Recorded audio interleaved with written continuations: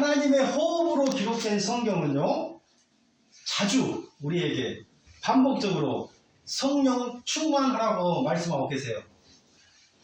처음 들어보셨나요? 아니죠.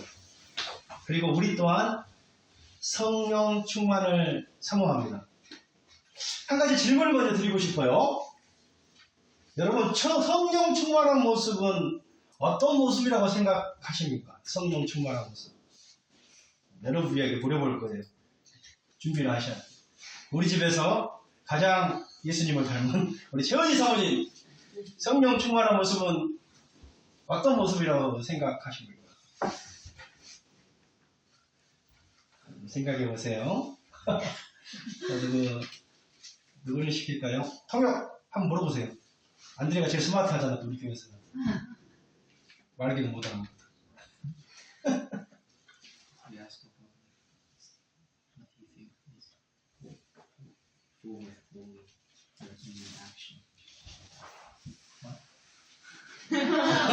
통역을 지금 얻은 것 같아. 그 다음에 누구를 물어볼까요? 나단이? 성령 충만한 모습은 어떤 모습이라고 생각해요? 다니엘. 성령 충만한 모습? 네. 어려워요. 어렵죠. 안드레. Self-sacrifice. 자기 희생이라고 하나요? 네. 자기 희생이라고. 박수 한번 주십시오. 틀렸습니다.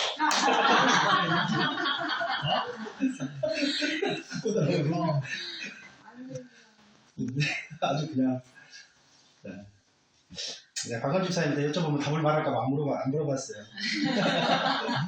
한국연합기독교회가 성령 충만하면 어떤 것을 연상하게 됩니까? 이런 설문조사를 했대요.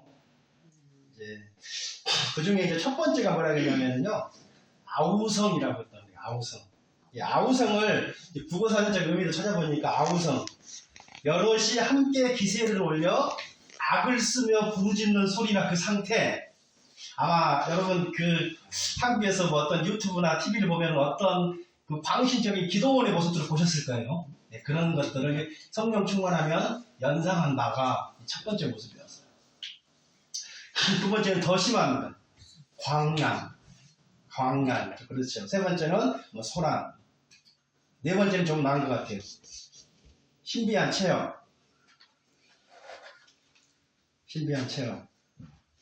다섯 번째는요, 이상하다. 나와야 되는데.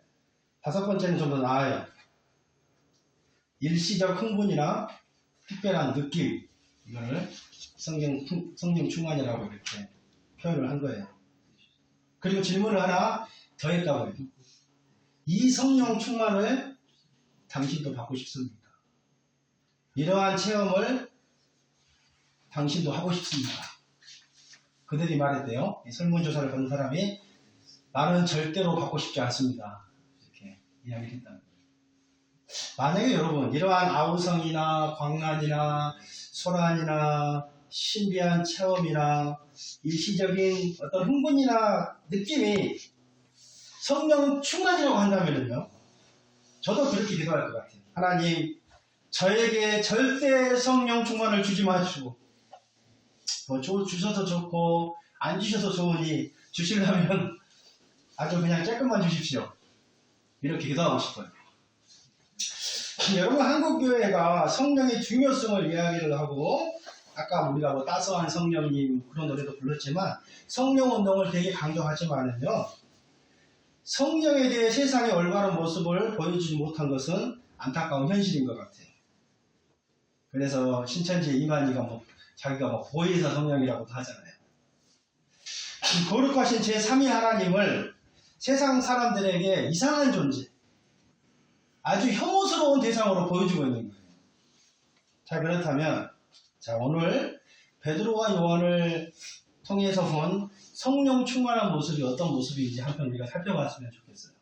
첫 번째로요, 성령 충만한 자의 특징은 한번 따라해 보시겠습니다. 세상을 이기는 담대함입니다.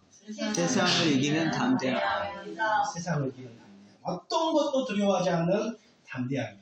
13절 본문 한번 같이 읽어보겠습니다. 시작. 그들이 베드로와 요한이 담대하게 말함을 보고 학문 없는 범인으로 알았다가 이상히 여기며 또 전에 예수와 함께 있던 줄도 알고 담대하게, 구판 성경에는 기탄 없이 이렇게 기록이 되어 있어요. 이 담대하게 기탄 없이라는 헬라어는 세 가지 용법으로 사용되는데요. 첫 번째는 공개적으로 이야기할 때 사용됩니다. 숨어서 저건저건 뒷담화하는 게 은밀하게 속삭이는 그런 태도가 아니라요. 당당하게 서서 아주 공개적으로 이야기할 때 담대하게 기탄 없이 이 말을 사용하는 거예요. 두 번째는요. 아주 담대하게 말할 때 이 단어를 쓰습니다. 우리 간이 배 밖으로 나왔다고 할 때 쓰는 표현인지는 잘 모르겠습니다만은 누가 뭐라고 할까 봐요. 주눅도 들지 않고 눈치도 안 보는 어떤 그런 태도 있죠. 아주 담대하게 의사 표현하는 사람. 그럴 때 이렇게 기탄 없이 이런 걸 사용해요. 세 번째는 확신을 가지고 말한다는 뜻입니다. 예수님이 부활하셨다고 누가 그러던데요? 누가 그랬어요? 누가? 이런 3인칭이 아니라요. 예수님은 분명히 부활하셨습니다. 이렇게 1인칭으로 확실하게 선포하는 것. 이게 담대하게 쓰이는 거예요. 베드로와 요한이 자신들을 위협하는 공회원 앞에서 자신들의 목숨을 지고 있는 그들 앞에서 공개적으로 아주 담대하게 전혀 눈치를 보지 않고 확신을 가지고 예수 그리스도를 선포했잖아요. 이것이 바로 뭐예요? 성령 충만한 자의 모습이라는 거예요. 여러분 잘 아는 다니엘의 세 친구들 있잖아요. 다니엘의 세 친구 나단이 휴리 말고 다니엘의 세 친구 누구예요? 사드락, 메삭, 아벤느고 여러분 잘 아실 거예요. 이 느부갓네살은 주전 1140년경 바벨론을 세운 왕이거든요. 엄청나게 유명한 왕이죠. 대단한 왕이죠. 이 느부갓네살 왕이 금으로 신상을 세워놓고 그들에게 절하라고 강요하잖아요. 모든 백성들이 다 절을 하는데 사드락과 메삭과 아벤느고는 절을 하지 않아요. 임금이 노하고 부라고 협박을 하죠. 느부갓네살은 아주 잔인하고 성질이 아주 그냥 더럽기로 유명한 사람이에요. 만약 지금 금신상에 절하지 않으면 즉시 너희를 극렬히 타는 풀무불 안에 던져 넣을 테니까 너희를 지금 등이 내 손에서 건져내시니 누가 있겠느냐. 빨리 절해라. 그렇지 않으면 쳐넣어버리겠다. 그때 메삭과 사드락과 아벤느고가 뭐라고 이야기해요. 만일 그럴 것이면 우리가 섬기는 하나님이 우리를 극렬히 타는 풀무와 왕의 손에서 건져내실 것이라고 이야기하잖아요. 그러나 그 다음에 중요한 말이 뭔지 아십니까? 그리 아니하시죠.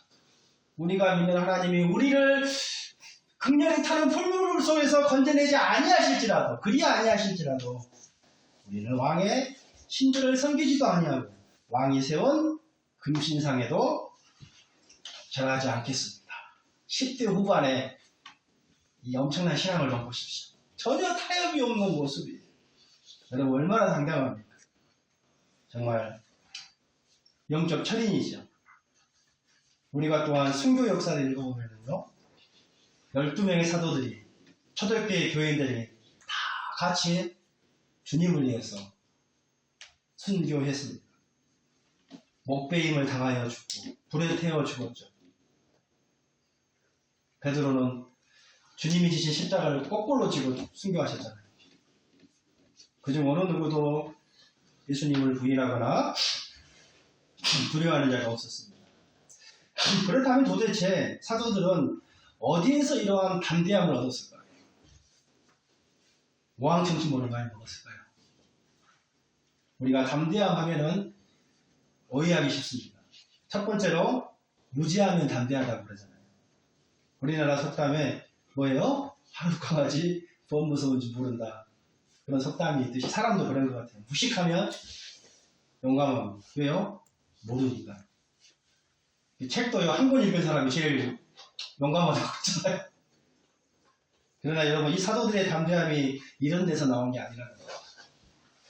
혹시 어떤 사람들은 정말로 사도들이 무식해서 용감했다고 해요.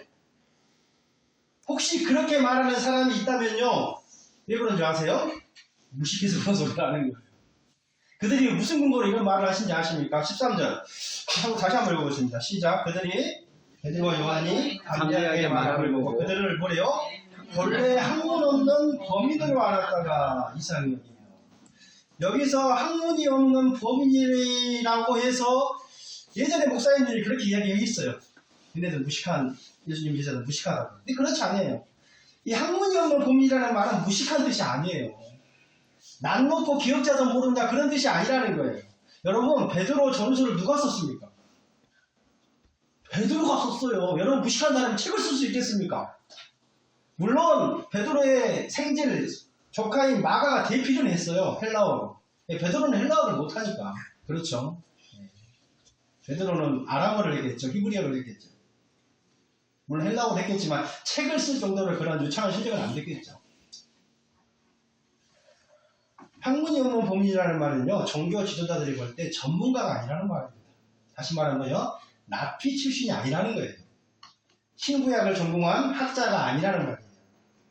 평생 성전에서 교육받고 훈련된 전문 수업을 듣지 않는 사람, 그렇죠? 쉽게 말하면 성직자 출신이 아니라는 말이지, 베드로가 어부 출신이잖아요. 그 말이지, 이 말이 무식하단 말은 아니라는 말이죠. 두 번째로 이 담대함은 어디에서 나올 수 있는가 하면요, 또 천성적으로 담대한 사람이 있어요. 그런 사람을 놓고 우리는 간이 크다고 말을 하죠. 그런데 실제적으로 의사 선생님의 말을 빌리자면 사실 담력은 감보다는 쓸개와 관계가 있다고 해요. 사람이 깜짝 놀랄 때 이제 쓸개에서 무슨 분비물이 나온다고 하는데 이 담력이 큰 사람은 분비물이 더 많이 나와서 두려움을 덜 탄다고 해요. 그렇다면 여러분, 베드로가 선천적으로 담력이 큰 사람이었나요? 여러분 다 아시잖아요. 아니에요. 아니잖아요. 무장한 로마 군사도 아니고요. 하찮은 여정 앞에서도 예수님을 모른다고 부인하고 저주까지 했잖아요. 3번이나. 그게 베드로의 담력이에요. 담력. 세 번째는요, 훈련으로 말미암는 담대함이 있습니다. 처음에는 힘든데 자꾸 반복하면 가능하죠. 저도 생긴 거는 단순하고 무식하게 생겼지만 겁이 많은 사람인 것 같아요. 쓸개에서 담즙이 많이 안 나오는 것 같습니다. 제가 2004년에서 2007년 사이에 다윗이랑 2살 때 정도 된 것 같아요. 1살인가. 서울 성지교회에서 사역을 할 때인데요. 그때 아마 청소년부 행사가 있던 것으로 기억을 해요. 과천 서울대 공원에, 지금도 서울대 공원 있나요? 네, 모르겠어요. 저도 한 20년 전에 가가지고. 그때 당시에 스카이렉스라고 있었는데, 그때 막 새로 나왔던 것 같은데요. 약 50m 정도 높은 곳에 허리에 이렇게 줄을 매고, 줄을 당기면, 줄을 대고 올라가요. 이렇게. 50m 정도. 이렇게 올라가서, 이렇게 이제 뭐 번지점프 비슷한 건데, 그걸 이제 허리에 있는 줄을 딱 당기면, 밑에 떨어지죠. 50m 밑으로. 한 20년 전에, 그때 당시에 아직도 기억이 나. 15,000원. 15,000원이면 엄청나게 비싸잖아요. 그걸 혼자 탄 게 아니라 둘이 같이 타는 것 같아요. 50m 이렇게 포크레인 같이 이렇게 크레인 같이 지지지 끌려서 50m 올라가서 딱 잡아당기면 떨어지는 건데, 와, 처음에 하려고 하니까 여러분, 번지점프가 TV에서 보는 건 쉬워요. 근데 제가 직접 해보려니까 굉장히 제가 겁이 많아서 그런 것 같아요. 그렇더라고요. 엄청 무섭더라고요. 이거 당겨야 되나 말아야 되나. 돈 15,000원 내놓고 얘들이 보고 있는데 그래도 창피하기도 하고 그냥 내려오면 창피하잖아요. 그래서 들어가는 거 땡겼는데, 근데요, 이게 한 번 땡기고 나서 2번, 3번째 하니까 재밌어요. 나중에 돈이 없어가지고 이제 보통 중독이 돼가지고 재밌어요. 군인들 낙하산, 번지점보다 막 낙하산 타고 뛰어다닐 때 처음에 두려운데 자꾸 훈련을 하면은 우리가 또 담력을 얻게 돼요. 여러분, 사도들의 담대함이 이런 훈련으로 나왔다는 게 아닙니다. 그렇다면 이 베드로와 요한의 이 담대하면 어디서부터 나왔겠습니까? 한번 따라해 보시겠습니다. 올바른 하나님의 진리에 근거한 지식. 성경은 하나님에 대한 올바른 지식에 대해서 나왔다. 그래서 여러분, 우리가 하나님을 올바로 아는 게 얼마나 중요한지 몰라요. 마태복음 10장 28절에서 31절. 우리 한번 같이 읽어볼까요? 시작. 몸은 죽어도 영혼은 끊이지 못하는 오직 몸과 영혼을 능히 지옥에 멸할 수 있는 일을 두려워하라. 참새 두 마리가 한 아싸리온에 팔리지 않느냐. 그러나 너희 아버지께서 허락하지 않으시면 그 하나도 너희에게 떨어지지 않느냐. 너희에게 머리털까지 다 살신받으려니 두려워하지 말라. 너희는 많은 참새가 귀하리라. 이에서 한 아싸리온이라는 말은요, 노마의 동전 이름이에요. 노마의 총동으로 된 동전인데, 이 가치는 한 데나리온의 16분의 1이에요. 한 데나리온은 노동자의 하루 품삯이에요. 하루 품삯. 우리 박은주 집사님이 시간당 50불씩 버니까 58에 40, 400불이라면은 이 16분의 1. 그 정도 이렇게 되는 것 같아요. 굉장히 적은 금액이라는 거예요. 여러분, 담대함은 뭐냐면 하나님의 말씀에서 나온다는 거예요. 우리가 사도들과 같이 하나님을 바로 알고 성경을 바로 알고 깨달을 때 우리가 담대해질 수 있다는 거예요. 여러분 잘 들어보세요. 이 심리학자들에 의하면요, 현대인들의 고통 가운데 가장 큰 고통이 뭔지 아세요, 여러분? 두려움이다. 문을 열어놓고 잠을 못 자요. 경찰이 없어도 스마트 와치를 통해서 감시를 다 해야 돼요. 카메라를 설치해요. 여러분, 성경은요, 놀랍게도 사랑하라. 굉장히 많이 하죠. 또 뭔 말이야? 거룩하라. 믿음으로 살아라. 죄짓지 말아라. 그 말보다 어떤 말이 성경에 가장 많이 나오는지 아십니까, 여러분? 두려워하지 말아라. 367번인가요? 366번인가요? 저는 매일매일 두려워하는 인간을 배려하신 하나님의 특별한 사랑과 관심이라고 확신합니다. 냉리 얼마 전에 여기 스타벅스 드라이브 트루에서도 총몇점도 보내주고 그랬잖아요. 여러분, 과학이 눈부시게 발달하고 의학이 발달해서 분명히 여러분들은, 저는 좀 일찍 죽을 거예요. 110세 정도. 저기 40대, 30대, 30대, 너 20대야? 너희는 130, 10대 140까지 산대요. 정말로 이렇게. 조선시대 때 여러분 평균 수명이 38이었던 거 아시죠? 지금은 죽고 싶어도 못 죽는데 안 죽는데요. 그만큼 우리가 아무리 못 먹고 영양실조 걸린다고 해도 너무 잘 먹는 거예요. 진짜 들어보니까 그렇더라고요. 제 나이가 별로 안 돼요. 50 약간 안 돼도 앞으로 저는 최소한 110세를 살 거니까 인생의 절반도 못 살았어요. 그러니까. 여러분 준비하셔야 돼요. 그러니까. 앞으로 정도로 100년 더 살 거야. 끔찍한가요? 그래서 옛날에는 뭐 부부지가 결혼해도 몰라 못 살잖아요. 40, 50년 하고 행복하게 잘 살았대요. 어머니, 앞으로 목사님하고 남편 몇개 살아보니까 90년 더 살아야 돼. 세상 살아야 되는 거지. 90년 살아야지. 90년.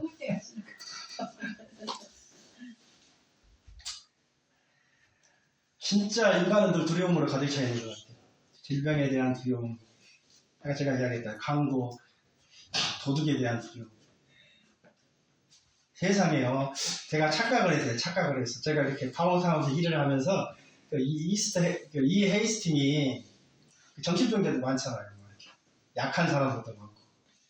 제가 항상 거기 가면 일을 할 때 이 카고벨 문을 닫고 핸드폰을 챙겨가지고 가는데, 이번엔 제가 5년 만에 문을 열어놓고 잠깐 갔다 왔거든요. 세상에 그 가방을 훔쳐가봐요.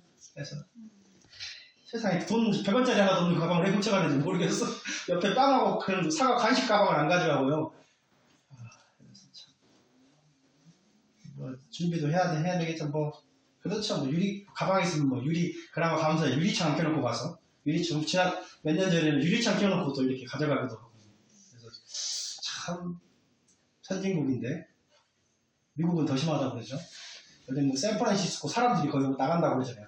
뭐 이제 왜냐면 너무 홈리스들 도둑들이 많아가지고 큰 뭐 좀 지금 나간다고 그러죠. 보면은 참 뭐가 더 얘기하면 두려움, 사고에 대한 두려움, 뭐 병에 대한 두려움, 직장 명예퇴직 당하지 않은 사업에 뭐 도전하지 않은 것에 대한 두려움도, 혹시 이번에 면접 받으면 떨어지지 않으면 어떤 일부의 두려움도 있을 것이고, 뭐 대학 입시에 대한 딱 그 합격 불합격에 대한 입시, 뭐 공무원 시험도 마찬가지고, 또 우리 청년들은 뭐 결혼 약속한 내 여자친구나 남자친구가 헤어지자고 하면 어떡해. 생각해보니까 저희 아내랑 저하고 이제 2002년 4월 5일날 결혼했는데 제 가장 큰 걱정이 하나 있었어요. 신부는 신랑을 맞아 평생도록 살겠는 그런 서약하잖아요. 제 가장 큰 고민이 뭐냐면 우리 아내가 아니요 하면 어떻게 하지? 그런 걱정과 나 혼자 그런 걱정과 두려움을 하는 거예요. 그냥 이 결혼 이거 파탄나면 어떻게 해야지? 물어보진 않았습니다만 그런 두려움. 또 결혼한 후에도 우리가 행복한 가정이 우리 가정이 깨어지면 어떻게 하지? 요즘 뭐 항원 이혼이면 막 이혼 많다고 그러잖아요. 요즘 뭐 이혼은 또 뭣도 아니고 뭐 돌아온 싱글 이야기도 많이 하고 뭐 이런 뭐 불확실한 미래에 대한 두려움 등등 심리학자들에 의하면 우리 인간은요 수많은 이런 두려움 속에서 고통을 받고 있다는 거예요. 그런데 하나님은 성경을 통해서 우리에게 뭐라고 말씀해 주신다고요? 야, 너무나 하찮은 하루 일당의 16분의 1밖에 안 되는 하찮은 참새가 땅바닥에 떨어지는 것도 뭐라고요? 하나님이 허락하지 않으면 떨어지지 않는다고 말씀하잖아요. 지금 너희 머리카락까지 다 셀 정도로 지금 뭐예요? 너희를 세밀하게 보호해 주신다는 말씀이에요. 하물며 그 하찮은 참새들도 하나님이 지켜주시고 보호해 주시는데 그 참새랑은 비교할 수 없는 하나님의 자녀들인 너희들을 지켜주지 않겠느냐. 그러니 뭐라고요? 두려워하지 말라고 이렇게 하나님의 말씀을 통해서 우리에게 또 확신시켜주고 계시다는 거예요. 여러분, 우리가 이 지식을 마음에 품을 때 우리를 두렵게 하는 모든 두려움으로부터 우리가 해방될 줄 믿습니다. 아멘. 그래서 여러분요, 사도들이 왜 두렵지 않았냐고요? 하나님을 최고로 두려워했기 때문에 아무 사람의 얼굴도 두려워하지 않을 수 있었다는 거예요. 이 세상의 모든 두려움을 극복할 수 있었다는 거예요. 하나밖에 없는 목숨도 주님을 위해 죽음도 두려워하지 않고 그들은 내놓을 수가 있었던 이유가 여기에 있는 겁니다. 여러분 자신에게 진지하게 한번 질문해 보시기 바랍니다. 왜 나는 두려움이 많은가? 진정 하나님을 두려워하는 마음이 없기 때문에 두려움이 많지는 않는가? 아니면 나를 너무 사랑하기 때문인 것은 아닌가? 혹시 내가 이 세상에서 출세해서 안정된 직장을 얻고 천년만년 이 땅에서 살려고 해서 그런 두려움이 있지는 않는가? 만약에요, 내가 내 목숨을 바쳐서 내 몸과 영혼을 능히 지옥에 던져놓을 수 있는 하나님을 두려워한다면은 세상에 두려울 곳이 없다고 저는 확신합니다. 두 번째는 우리가 어떻게 하면 담대해질 수 있겠는가? 한번 따라해 보시겠습니다. 믿음의 체험이 있을 때 우리는 담대해질 수 있는 거죠. 우리 14절 한번 다 같이 읽어보겠습니다. 시작. 또 병 나은 사람이 그들과 함께 서 있는 것을 보고 아멘. 여기서 병 나은 사람은요, 당시 의학으로는 고칠 수 없는 40년 된 안진병이를 베드로가 예수의 이름으로 고친 그 사람을 가르치죠. 이 병 나은 사람이 지금 법정의 증인으로 온 것은 스스로 자원해서 온 것 같아요. 이 교모한 사내들이니 자신들에게 절대적으로 불리한 증인을 거기에 데려올 일이 없었겠죠. 어쩌면 그들의 방해를 들고 그들의 위협을 무릅쓰고 베드로와 요한의 무죄를 증명하려고 이 사람이 왔다면은 이 행동 또한 이 사람에게 엄청난 용기가 필요했을 것 같아요. 그러니까요, 이 고침을 받은 사람이 하나님을 체험했기 때문에 더 이상 사람을 두려워하지 않았다는 거죠. 이 고침을 받은 안진뱅이뿐만이 아니라 사도 베드로도 마찬가지예요. 과거의 베드로 여러분 잘 아시잖아요. 관념적인 믿음, 이론적인 믿음만 가지고 있었죠. 예수님과 함께 다닐 때 예수님이 소경의 눈을 뜨게 하시는 것도 보았어요.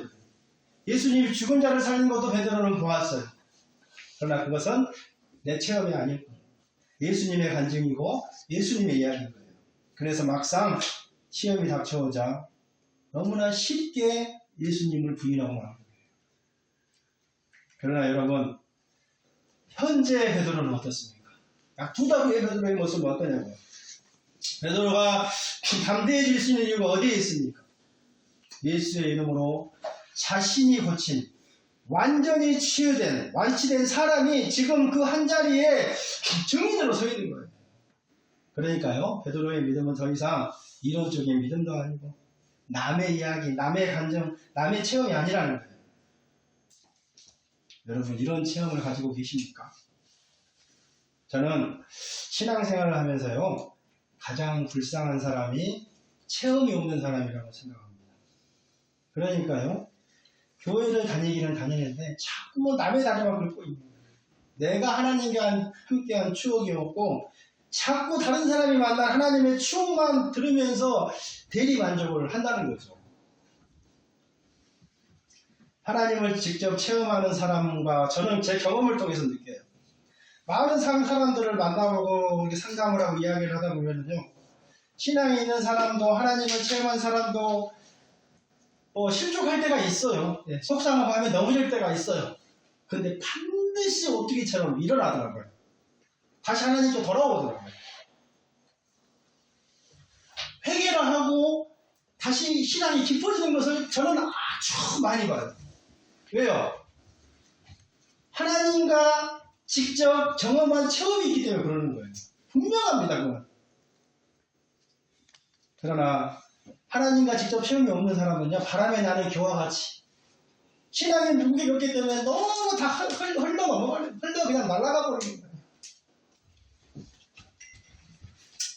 여러분, 물론 우리가 문자적으로 안진뱅이를 일으키지 않는다고 할지라도 정말로 우리의 기도가 응답된 체험이나 살아계신 예수 그리스도를 믿고 변화된 체험이 있지 않겠습니까? 여러분, 중요한 것은요, 예수 믿고 내 개인적인 체험, 내 개인적인 추억, 내 개인적인 간증이 없는 사람은 죄송하지만 진정으로 예수님을 믿는 사람이 아니에요. 내가 예수 만난 경험이 없는데, 내 간증이 없는데, 우리 그전에 내 테스모니가 없는데, 여러분, 우리가 어떻게 예수를 전할 수가 있고 어떻게 우리가 전도할 수가 있겠습니까? 사랑하는 성도 여러분, 우리도 이런 믿음의 체험을 갖기를 원합니다. 다른 사람이 만난 하나님이 아니라요, 여호와는 나의 목자시니, 다윗의 고백처럼 시편 23편 다윗의 여호와는 나의 목자시니 나를 푸른 초장에 인도하시고 그렇잖아요. 나를 실만한 물가로 인도하시고 나를 사망의 음침한 골짜기에서, 내가 경험한 하나님을 우리가 경험해야 된다는 거예요. 다른 사람이 만난 하나님이 아니라, 이것도 필요하지요. 다른 사람이 갖는 것도 중요하지만 그러나 성경에 갇혀있는 하나님이 아니라요, 내가 만난 하나님, 내가 경험한 하나님, 그러한 여러분 믿음의 흔적들을 갖는 게 굉장히 중요합니다. 그래야 넘어져도 다시 일어날 수 있어요. 그래야 때로는 하나님을 부정하고 때로는 하나님께 원망하고 불평하고 그렇다고 할지라도 어떻게 해요? 다시 일어나서 회개하고 하나님께 영광 돌릴 수 있고 하나님이 원하시는 삶을 살 수 있어요. 왜요? 그런 추억이 있어요. 추억. 살인의 추억 말고 하나님과 함께하는 달콤한 추억들을 여러분 많이 만드시기를 바랍니다. 아멘이시죠? 그래서요, 성령 충만한 자의 특징은 첫 번째 뭐라고요? 세상을 이기는 담대함입니다.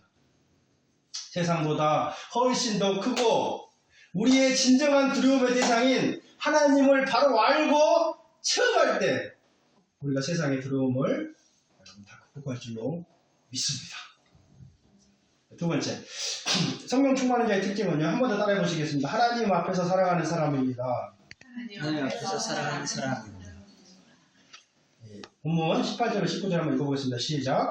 그들을 불러 권고하여 예수의 이름으로 말하지도 말고 가르치지도 말라.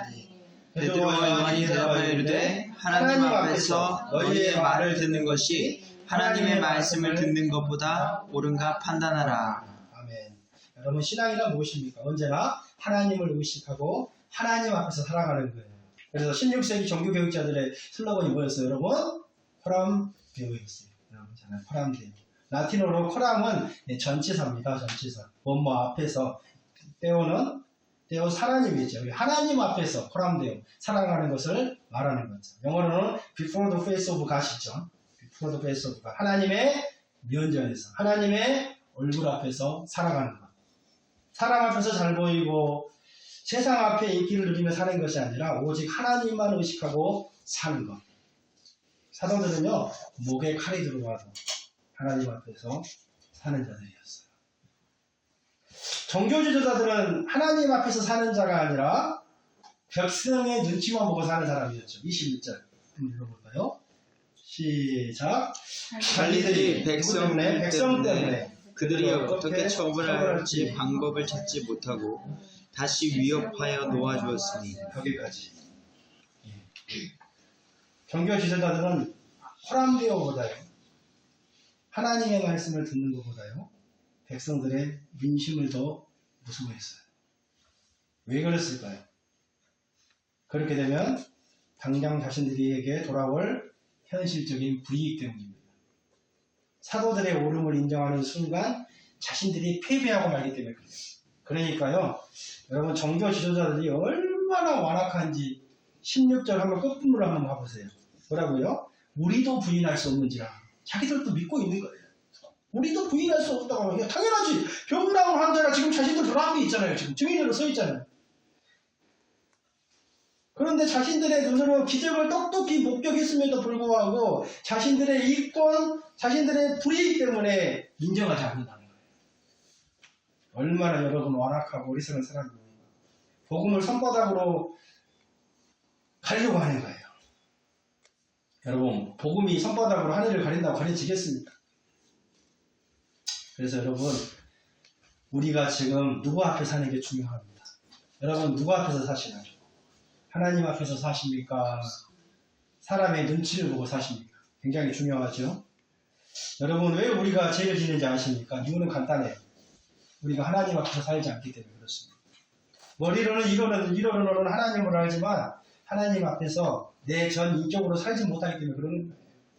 그래서 이 한 주간 우리가 본인에게 스스로 질문했으면 좋겠어요. 하나님, 나는 누구 앞에서 삽니까? 나는 하나님 앞에서 하나님의 눈치를 보며 매 순간 사나요?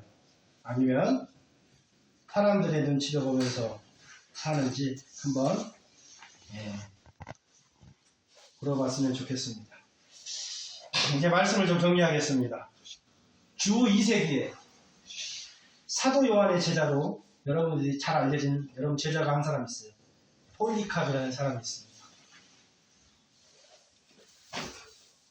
그는 속사도죠. 사도에 속한다는 거예요. 마가 이런 사도의 속사도라고 그러잖아요. 주님께 칭찬받았던 서머나 교회의 감독이었습니다. 서머나 필라델피아 터키의 그 교회가 주님께 칭찬받는 교회였죠. 그러니까 터키에 한 2차례 정도 갔다 왔는데 서머나 참 아름다운 곳입니다. 나중에 기회가 되면 꼭 가보셨으면 좋겠는데 그 교회의 감독이셨어요. 어느 날 모든 기독교인들을 방문하라는 로마의 황제의 명령이 내려지자 그 지역의 총독이 폴리캅을 붙잡았어요. 그럼 이제 곧 화형에 처해지거든요. 여러분, 인간에게 가장 큰 아픈 고문이 어떤 고문이냐면은 그냥 제가 듣기로는요, 불에 태워 죽이는 거예요. 불에 태워 죽이는 거. 그게 가장 큰 무서운, 가장 힘든 아픈 고문이라고 그래요. 그래서 이제 화형, 불에 태워서 죽이려고 했는데 그때 총독이 백발이 성성한 86세의 노인을 보면 순간 연민이 생겼다고 그래요. 그리고 이 폴리캅이 굉장히 아름답고 굉장히 그 예수님과 같은 삶을 사셨더라고요. 안 믿는 모든 불신자들에게도 칭찬받고 인정받는 그런 굉장히 그런 아름다운 그런 목사님이셨어요.